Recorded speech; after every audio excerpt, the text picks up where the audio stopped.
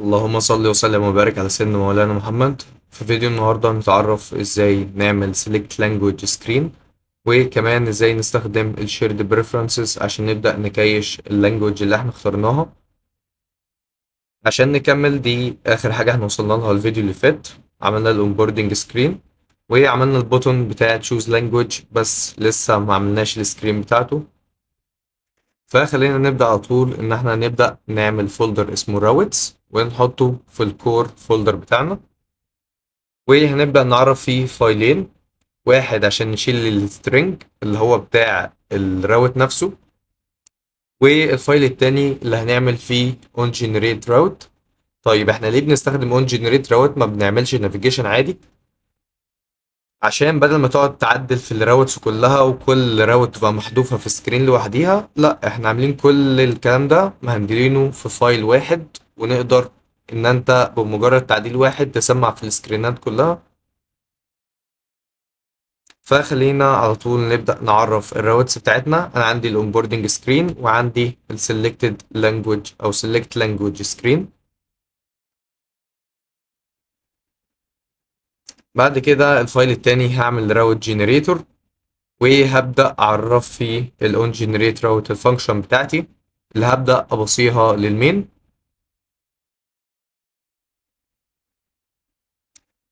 فهتلاقي إن كوديوم عمل أوتو جينيريت للكود بتاعي اللي أنا محتاجه، وهعمل import للراوتس بتاعتي، وأبدأ أعمل import لكل سكرين أنا محتاجها.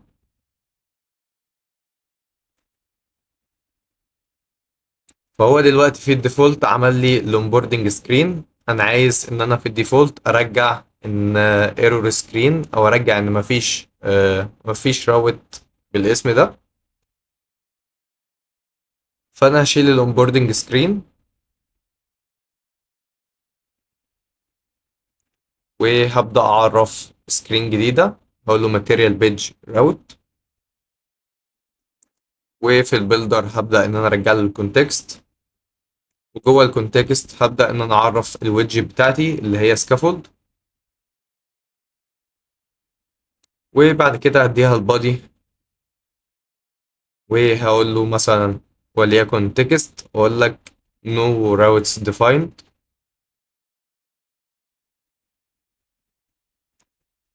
ودي بالنسبه لي هي الايرور سكرين، ان انت دخلت على راوت وهو مش متعرف اصلا، فانا هبدا اطلع لك الايرور مسج دي.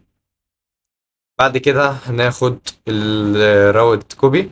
بعد كده هنبدأ ان احنا نحط choose language screen، وهنيجي نكريت ال choose language screen.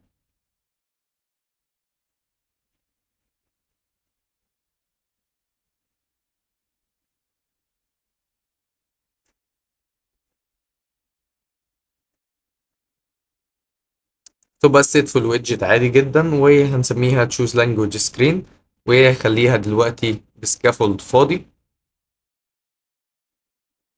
وجوه البادي هديله كولم،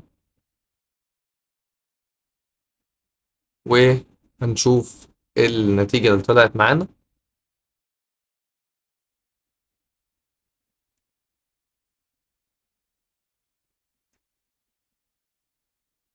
وهنيجي في المين دوت دارت بتاعتنا، هنبدأ إن احنا نقول له ال onGenerate route ونديله الباص بتاع الفانكشن بتاعتنا. هبدأ الأول إن أنا أعدل في السيم شوية عشان نخلي السكافولد باك جراوند ده ثابت في كل السكرينات، مش كل مرة هقعد أعرف الباك جراوند كولر بتاع كل سكرين.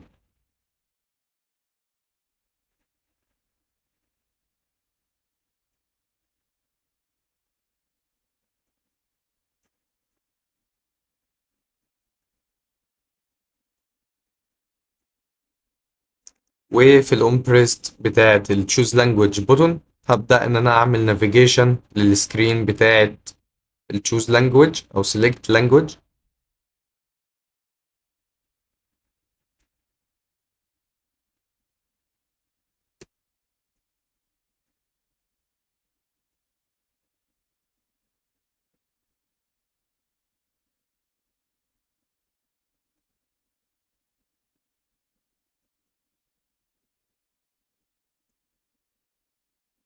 ولما جيت اعمل نافيجيت ما حصلش اي حاجه عشان انا لسه ما عرفتش الاون جنريت راوت بتاعتي. فانا هبدا اقول له الاون جنريت راوت واديله الباص بتاعي بتاع الفايل اللي هو راوت جنريتور، واديله الفانكشن بتاعت جنريت راوت، وكمان هديله الانيشال راوت اللي هتبقى الاونبوردنج سكرين، وما بقتش محتاج الهوم. وبعد ما خلصت هعمل ريستارت واشوف ايه اللي هيحصل معايا. لا، فتح عادي جدا. ولو جيت اعمل نافيجيت هتلاقي ان النافيجيشن شغال مظبوط.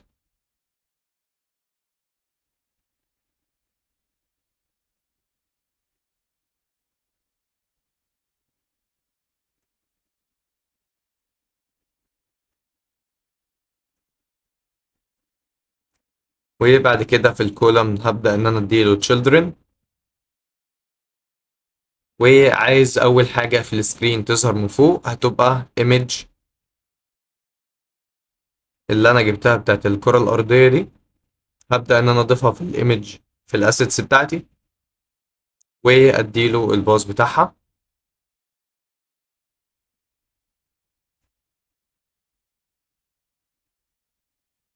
وطبعا اشيل الكونست عشان ما يضربش الايرور.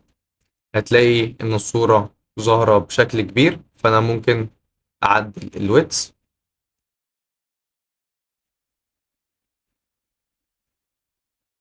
والمفروض تبدأ تظبط الويتس بالشكل المناسب ليك والشكل المظبوط في الديزاين بتاعك.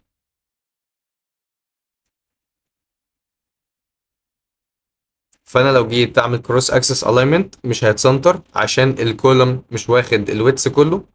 فانا ممكن ببساطة اعمل له راب بسايست بوكس وادي له الويتس دبل دوت انفينيتي. هتلاقي ان كل حاجة في الكولوم اتسنترت.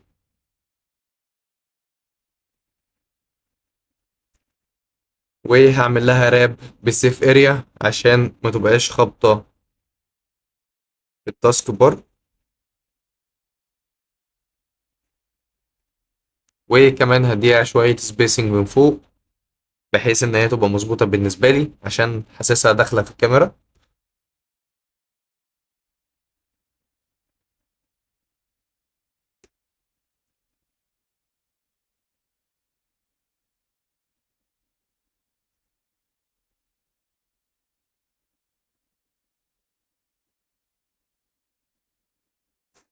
وبعد الصورة هسيب له سبيسنج. وبعد كده هسيب التكست اللي هو choose your language.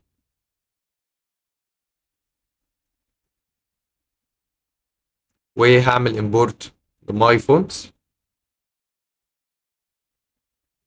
وطبعا الفونت ده مش متعرف، فانا هبدأ ان انا اجيب فونت من اللي عندي في الكلاس.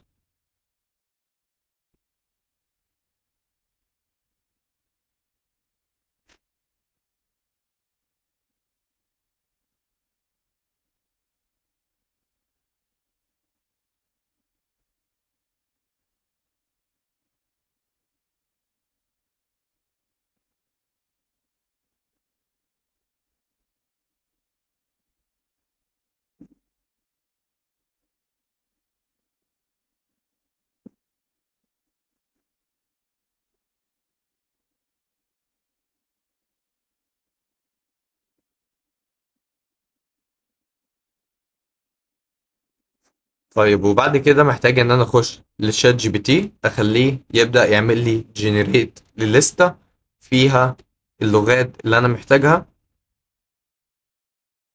فانا هعمل الداتا سيت او الليستة اللي فيها اللغات هعملها مانوالي بايديا. لو انت عندك اي طريقة تانية حابب تجيبها من اي بي اي، حابب تجيبها من داتا سيت معينة، مفيش اي مشكلة. كل واحد يعمل الطريقة اللي تريحه. المهم ان احنا نوصل لنفس النتيجة في الاخر.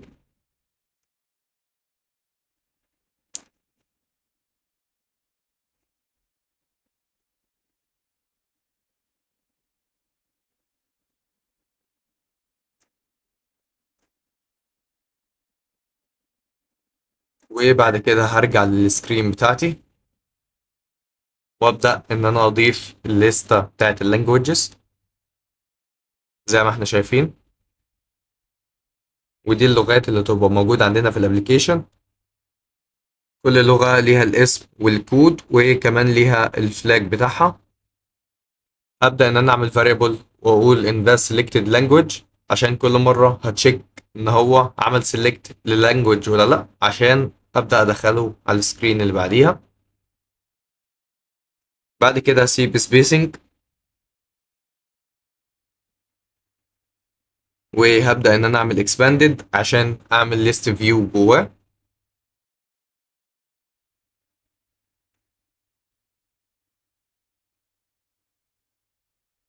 وأبدأ إن أنا أديله الايتم count اللي هي الليستة دوت اللينس. وجوه الايتم بيلدر هبدأ ان انا ابني الشكل بتاع كل لانجوج اللي هو هيبقى الفلاج والنيم.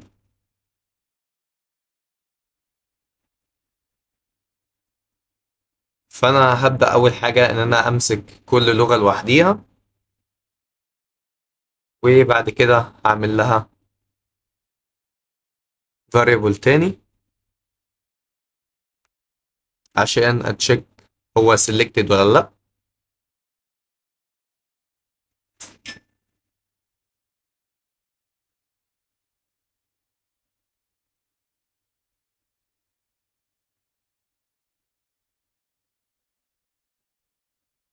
وبعد كده هعمل gesture detector، وجوه الجستر ديتكتور هعمل container.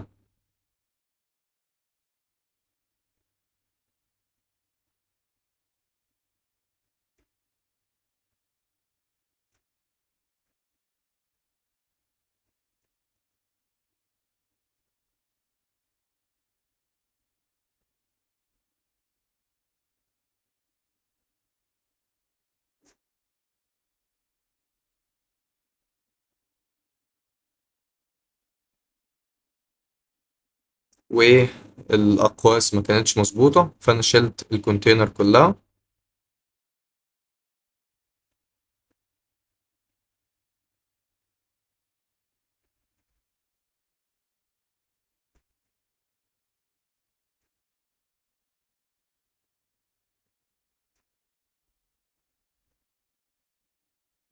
وبعد كده هنعمل ريتيرن ونبدأ نعمل جيستر ديتكتور، بحيث ان كل مرة يدوس على لانجوج معينة هبدأ ان انا اعمل لها سelection عندي.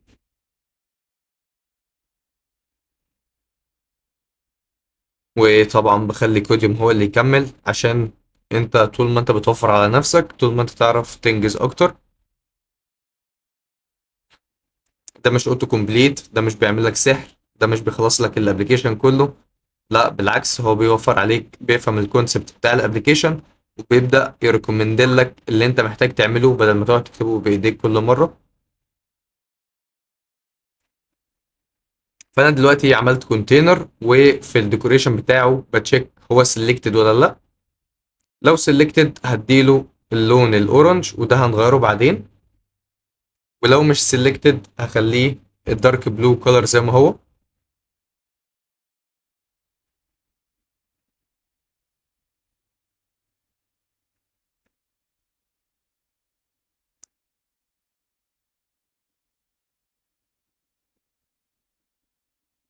ولحد دلوقتي الليست فيو بتاعتي لسه ما ظهرتش،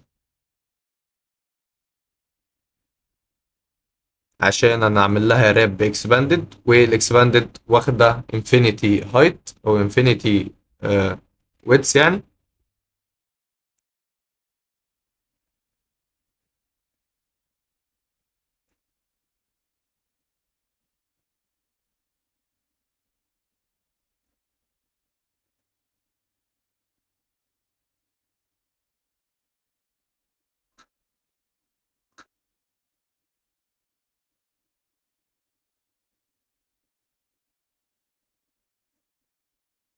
فانا اكتشفت ان انا مش عامل تشايلد للكونتينر، فعشان كده هو مش ظاهر، او هو مش هيظهر وهو ملوش تشايلد اصلا.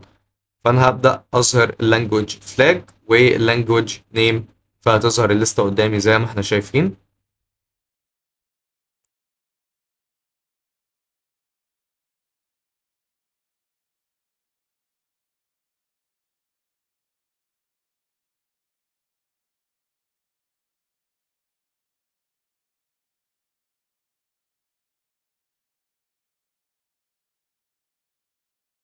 وبعد كده هعدل الكولر، خليه اللون الازرق بتاعي.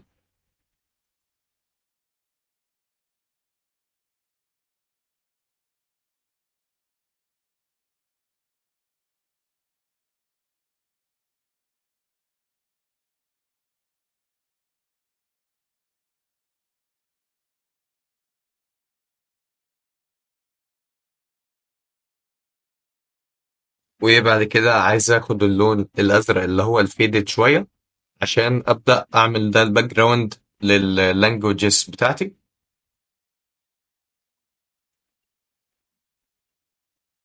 فانا هاجي في الماي كولرز وابدا اعرف كولر جديد، وهسميه فيدد بلو.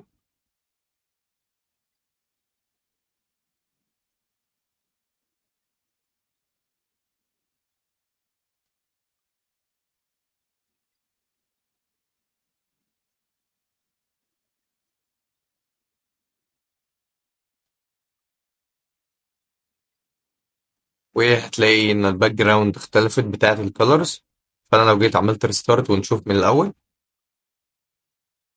هتلاقي ان الباك جراوند بتاعتهم فيدد بلو.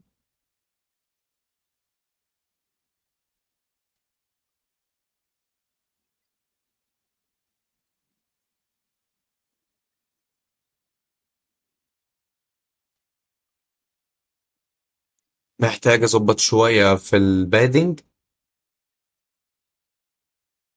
ودلوقتي شايفها مظبوطه جدا معايا. هبدا ان انا اطلع فونت جديد عشان حاسس ان الفونت آه، كبير شويه. فانا هبدا ان انا اصغر منه 2 مثلا، اخليه 20. وهنرجع نبصيه في الستايل.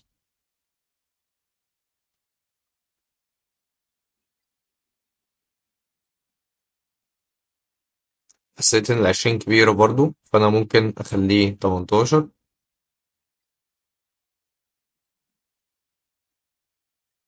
او ممكن تريح دماغك وتمشي على الستايل اللي جاي لك من الديزاين بتاعك.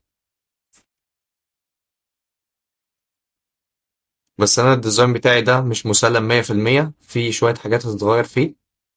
بس يعني خلينا ما نسبقش الموضوع.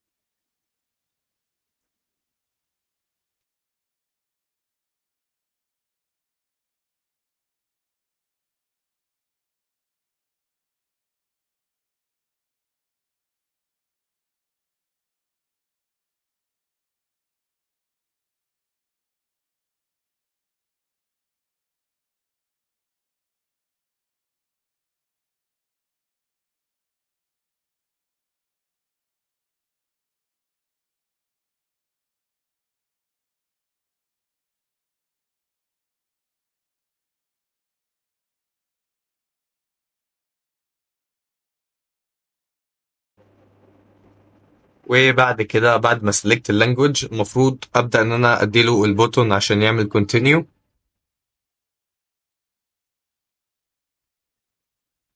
فانا هاجي في الكولم واسيب سبيسنج واتشيك لو selected language مش بنل، يعني هو اوريدي اختار لغة، فانا عايز اخليه يخش على السكرين اللي بعديها.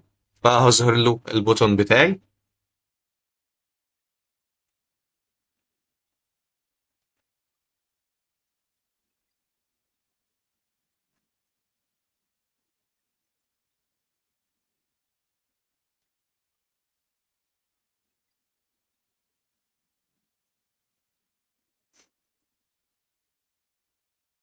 ولو جيت عملت ريستارت من الاول، عايزين نفهم البروسيس هتمشي ازاي.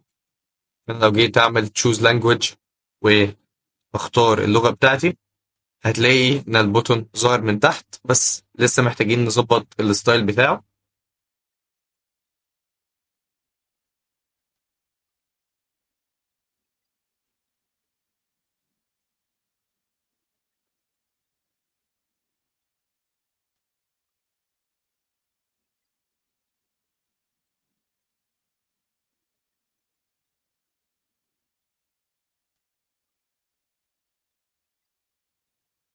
فانا هاجي في الاليفيتد بوتون هعمل له expanded عشان ياخد العرض كله. اوريدي في الرو.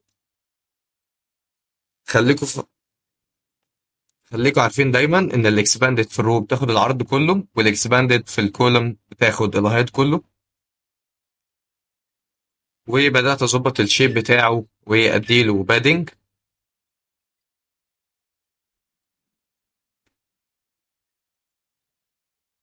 هتلاقي ان هو ظاهر بالشكل ده، بالشكل كويس، بس حاسس ان هو مالي الشاشة جدا.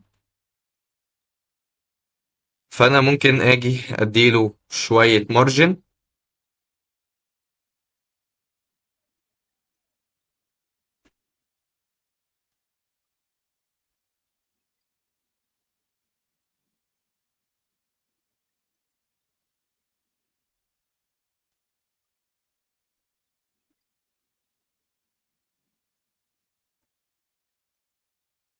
او بدل ما انا اعمل له مارجن انا ممكن اعمل له بادنج من بره، واتحكم في البادنج اللي بره اللي هو بره البوتون اصلا.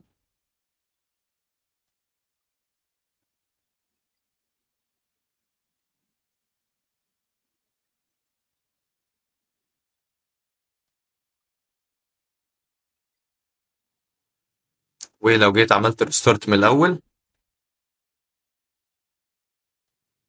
واول ما اختار اللغة بتاعتي تلاقي ده شكل البوتون النهائي بتاعنا.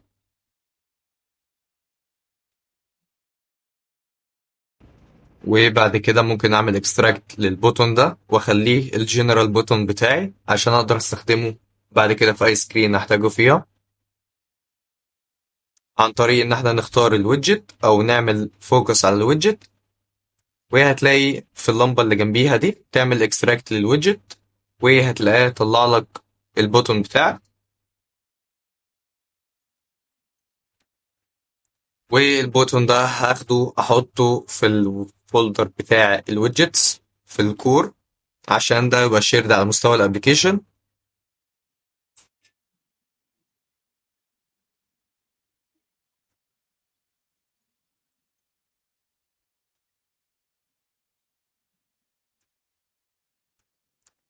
ونعمل الامبورتس اللي احنا محتاجينها.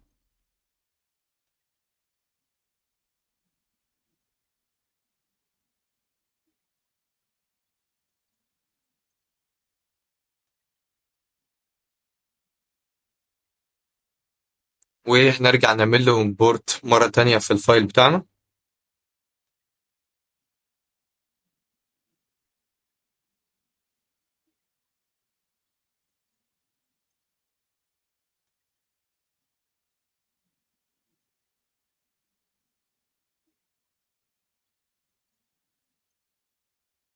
واول ما ادوس على البوتون ده طبعا محتاج فانكشن. فانا الفانكشن دي هخليها ان انا اخدها كبارامتر من اليوزر، او من انا يعني لما اجي استخدمها في اي سكرين تاني. مش هثبتها عشان انا محتاج البوتون ده في كذا سكرين.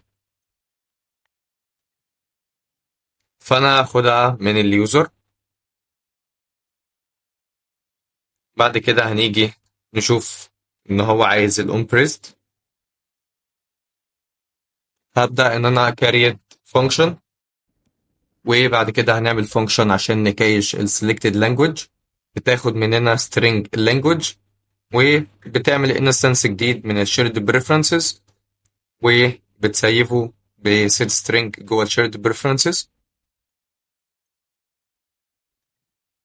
طيب بعد ما كيشنا اللانجوج عايزين ان احنا نبدأ نروح على اللوجن سكرين. فانا لسه معرفتش الراوت بتاعي بتاع اللوجن.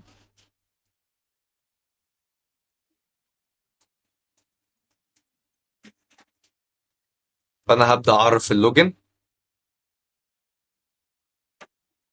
وفي الاون جنريت راوت هجيب الكلاس بتاعي بتاع اللوجن برضو.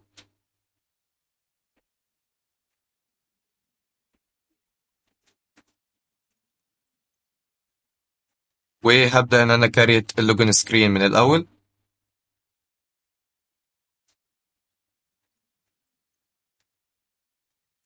وهنخليها دلوقتي stateless widget. وهنخلي فيها scaffold. وهنسيب فيها الاب بار عشان نعرف ان دي اللوجن سكرين.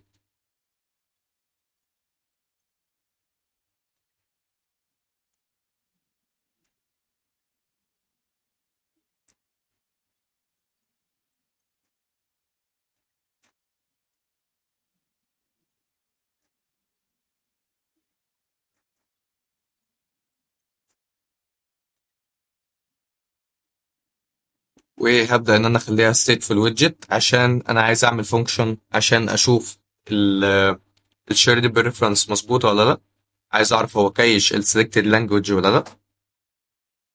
فانا هاخد instance جديد من الشيرد بريفرنسز،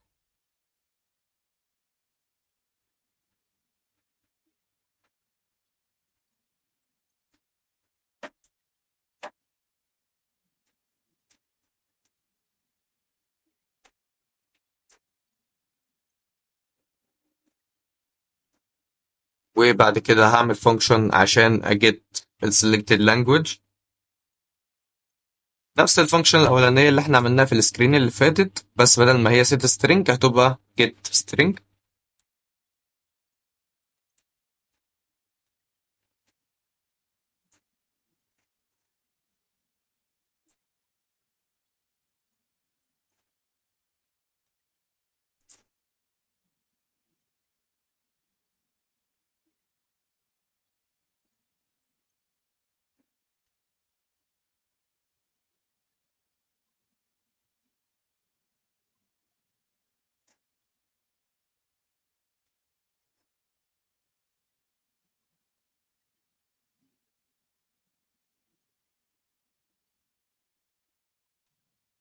وانا هنا نسيت الاويت، عشان كده هو ضارب لي ايرور، مش عارف ان انا اجيت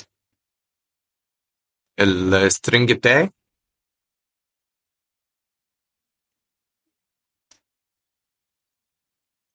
انا ناسي الاويت في الانستنس مش في البريفس اللي تحت، فانا لو جيت ضفت الاويت وجيت اعمل جيت سترينج هتلاقي ان كل حاجه مظبوطه. فهنعمل جيت سترينج وهنقول له selected language،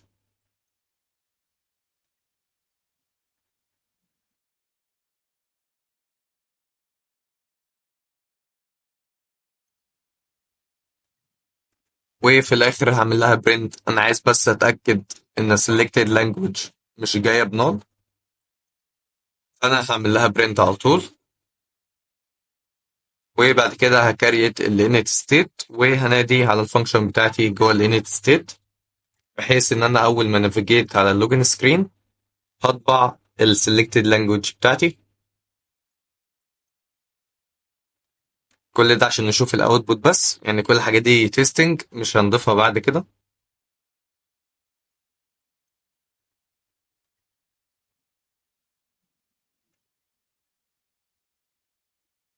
فانا لو جيت عملت selected language فانا هلاقي ان الاوتبوت طلع لي بنل، فانا عرفت ان في حاجه مش جايه مظبوطه.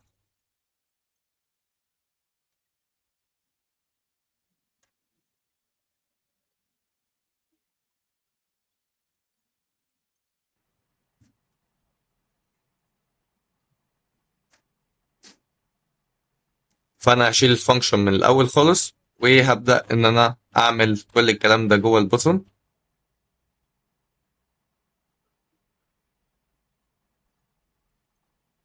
وهجيب اللانجوج نيم مش الكود، انا مش عايز اكيش الكود، انا عايز اكيش النيم نفسه بتاع اللانجوج.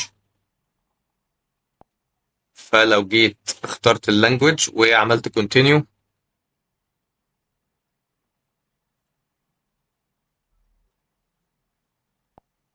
هلاقي انه فعلا طبع لي اسم اللانجوج اللي انا اخترتها. وبس كده انا اتاكدت ان الشيرد بريفرنس متخزن مظبوط. والفيديو اللي جاي ان شاء الله هنبدا نعمل اللوجيك بتاع الاوثنتيكيشن. والسلام عليكم.